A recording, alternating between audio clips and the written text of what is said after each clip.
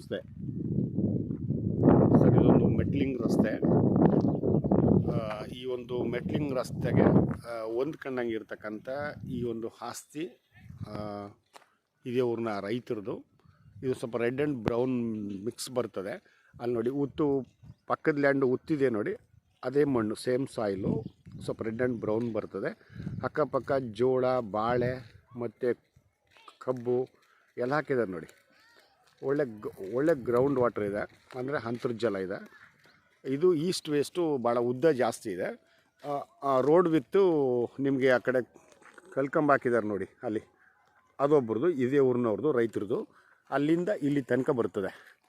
Almost ಒಂದು 150 ಅಡಿ ಅಷ್ಟು ಅಗಲ ನಿಮಗೆ ರೋಡ್ಗೇನೆ ಇದೆ. ಇದು ಒಂದೇ RTC 2 ಎಕರೆ 3 ಕುಂಟೆ. ಇದು ಹಿಂದೆ ಇದೇ ಊರಿನ ಇನ್ನೊಬ್ಬ ರೈತರಿಂದ ಇವ್ರಿಗೆ ಕ್ರಯ ಆಗಿದ್ದು. ಆ ಕ್ರಯದಾರರಿಗೆ ಮಕ್ಕಳು 4 ಜನ. ಆ 4 ಜನದಲ್ಲಿ ಒಬ್ಬರ ಹೆಸರಿಗೆ ವಿಭಾಗ ಪತ್ರ ಆಗಿ ಅವ್ರ ಹೆಸರಿಗಾಗಿದೆ. ಈಗ ಸಿಂಗಲ್ ಓನರು. ಅಕ್ಕಪಕ್ಕ ಎಲ್ಲ ಕ್ರಾಪ್ ಮಾಡ್ತಾಯಿದ್ದಾರೆ. ಜೊತೆಗೆ ಹಳ್ಳಿಗೆ ಭಾಳ ಹತ್ತಿರ ಇದೆ. ಇದು ನೋಡಿ, ಇದೇ ಹಳ್ಳಿಗೆ ಭಾಳ ಹತ್ತಿರ ಇದೆ. ನೀವು ಇಲ್ಲೇ ಸ್ಟೇ ಆಗ್ಬೋದು, ತೊಂದರೆ ಏನಿಲ್ಲ. ಜೊತೆಗೆ ಸಂತೆಮರಳ್ಳಿಯಿಂದ ಇಲ್ಲಿಗೆ ಒಂದು 9 ಕಿಲೋಮೀಟ್ರಷ್ಟು ಅಂತರ ಆಗುತ್ತೆ. ನನ್ನ ಪ್ರಕಾರ ಒಂದು ಒಳ್ಳೆ ಇನ್ವೆಸ್ಟ್ಮೆಂಟ್ ಲ್ಯಾಂಡು. ಯಾಕಂದರೆ ಯಾವ ತಂಟೆ ತಕರಾರಿಲ್ಲ. ಹಳ್ಳಿಗೆ ಭಾಳ ಹತ್ತಿರದಲ್ಲಿದೆ. ಏನು ಒಂದು 200-300 ಅಡಿ ಅಂತರದಲ್ಲಿದೆ ಅಷ್ಟೇ.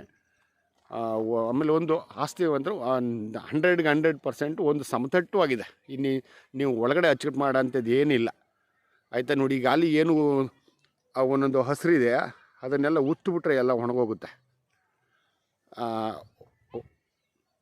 ಇಷ್ಟು ಮಾತ್ರ ಹೇಳಬಲ್ಲೆ.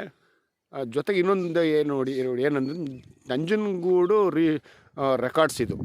ಸೊ ಸಂತೆಮರಳ್ಳಿಗೆ ಹತ್ತಿರ ಆದರೂ ಕೂಡ ನಂಜನಗೂಡು ರೆಕಾರ್ಡ್ಸ್ ಇದು. ಬಟ್ ರಿಜಿಸ್ಟ್ರೇಷನ್ ಬಂದು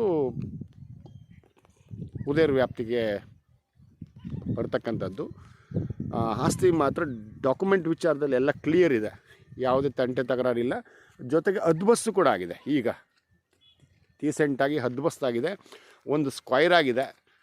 ಒಂದು ಒಳ್ಳೆ investment land. Okay, thank you.